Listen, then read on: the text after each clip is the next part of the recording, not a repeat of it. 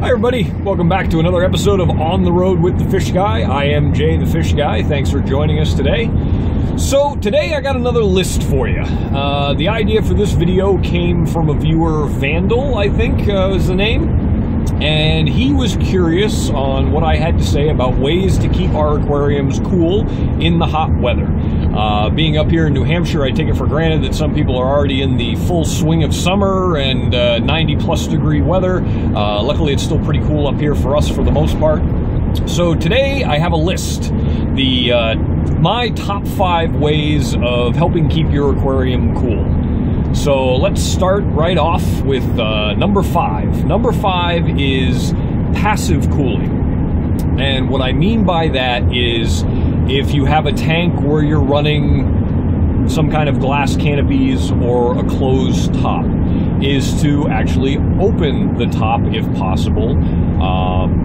You know, whether it's one of the hinged glass canopies, or if it isn't and you have to take it off, maybe replace it with something like egg crate. Just the ability for the tank to release excess heat on its own can be huge. You know, I mean, we're still talking only a couple of degrees maybe, but that might make or break the difference between your tank getting over 84 degrees. You know, and I'll stop right there. I'll mention 84 degrees for me personally is kind of the upper threshold of what I consider safe. Beyond 84 degrees, you're going to start noticing stress in both the corals and the fish.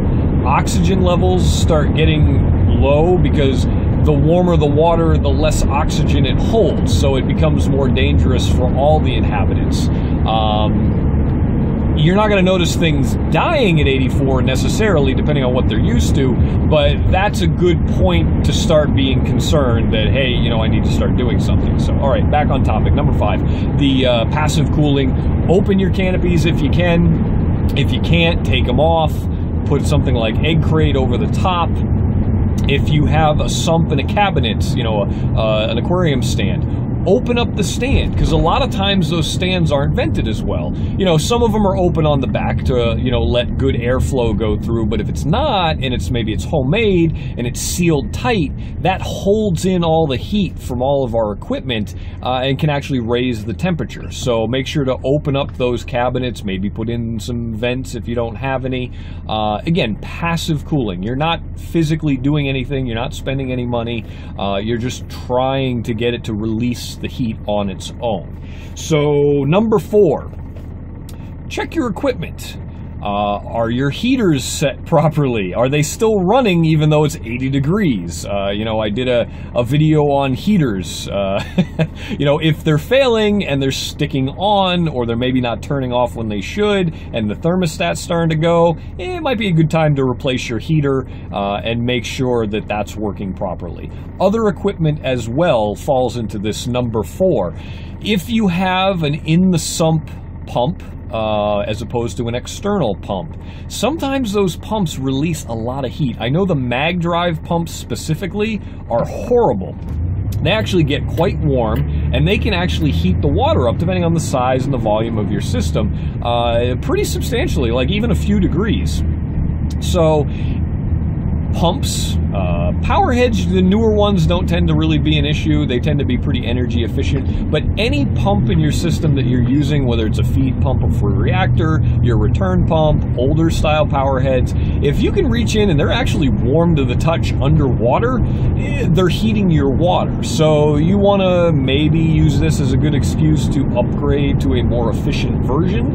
The new DC pumps are really nice for return pumps. They don't use very much wattage, which in turn means they're not producing very much heat. So you can still use it in sump or in the tank and not be worried about it releasing nearly as much heat. So that's number 4. Number 3, active cooling, specifically evaporative cooling. That means putting a fan either in your sump area, if you have a sump, blowing over your sump, on top of the tank, blowing across the top of the tank. This can be something as simple as a desktop fan, you know, something like a 6-inch version. They make little kits that hang on the back of the tank that have like 4 computer fans in a row that they're blowing across the surface. basically moving air across the surface of the water, whether it be on the tank or on the sump, actually helps cool the system. Again, you're not going to get tons of gains out of it, but it'll help drop the tank a few degrees. Now, the downside to doing it this way is that you will burn through a lot more top-off water. So having an ATO, you know, hey, we just talked about that in the last video, is very handy to make sure that your water levels aren't getting too low and running into issues that way, because you, depending on the size of the system, you might burn through a few gallons a day. So you need to make sure to have some water at the ready. All right, so number 2 on the list, a chiller.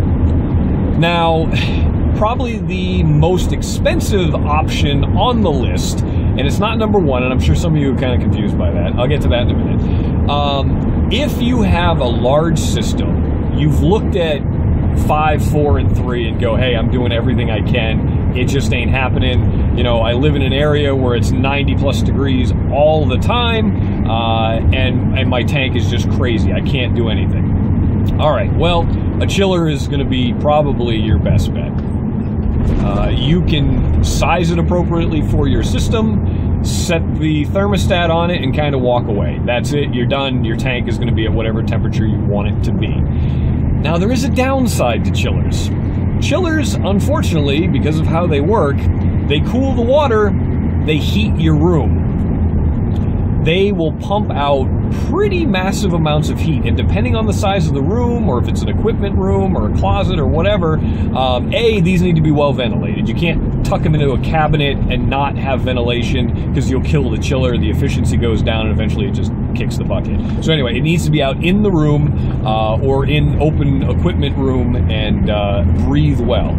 So they release a lot of heat into the room. Now, that could be a problem. If it's in a room that you live in, like your living room or something to that effect, it's going to make it downright uncomfortable in there. If you have a temperature problem in your house anyway, that the concern is the tank's getting too warm, and you have a chiller that's dumping more heat into your room, well, it just went from uncomfortable to just downright unbearable. And it's cyclical, meaning that you've now heated the room hotter, the chiller has to work harder to cool the tank even more, which makes it dump more heat into the room, and it's just a vicious cycle. So, yes, they're excellent. They will keep your tank at a perfect temperature. You might be miserable, though, if you don't have an equipment room to put it in and not have to worry about the heat that it produces. So, that brings me to number 1. My number 1 favorite way to cool a tank if temperatures are a problem in the house or the room that it's in is an air conditioner. Now, less expensive than a chiller, running costs I think would probably be kind of similar, because some of those bigger chillers can suck a lot of electricity, and like we said, if they're running even harder because the room is getting even hotter, well, having an air conditioner either in a window or putting one in the wall in the room if it doesn't happen to have a window, you're going to be comfortable. You can control the ambient temperature in the room. Let's say you just simply set it at 74. That's going to be huge. You're going to be comfortable. Your tank is going to be more comfortable. Yeah, funny to say, I know. Your fish will be more comfortable. It'll be an appropriate temperature, and everybody's happy. So, I mean, you can pick up a decent air conditioner if your room isn't too large for probably 1/3 of the cost of what you pay for a nicer chiller. So, to me, it just seems like a win-win. Now, we've gotten through the top 5. One big thing I want to mention, I see it all the time. My tank's too warm, so I threw ice in the tank, or I threw a bag of ice in the sump, or something to that effect. First of all, please don't throw ice into the main tank itself. A couple of reasons. Your ice is made from your ice maker, or you're buying ice.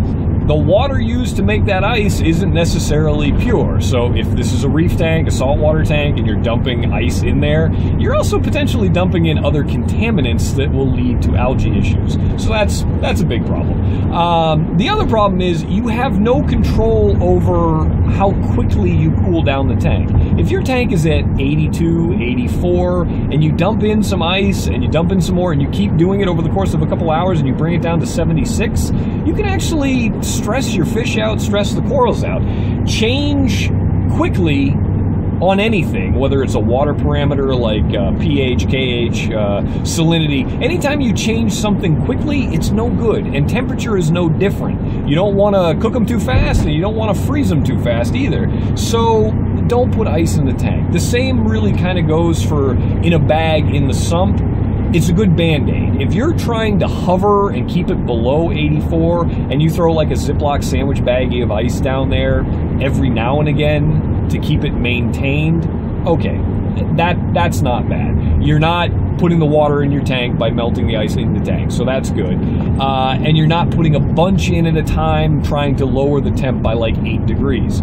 So if you have to in an emergency situation, that's the way to do it. Just don't overdo it. Don't try to drop the temp to normal temperatures. Just try to get it to maintain until you can figure out a better solution, any one of the top 5, to help cool your tank.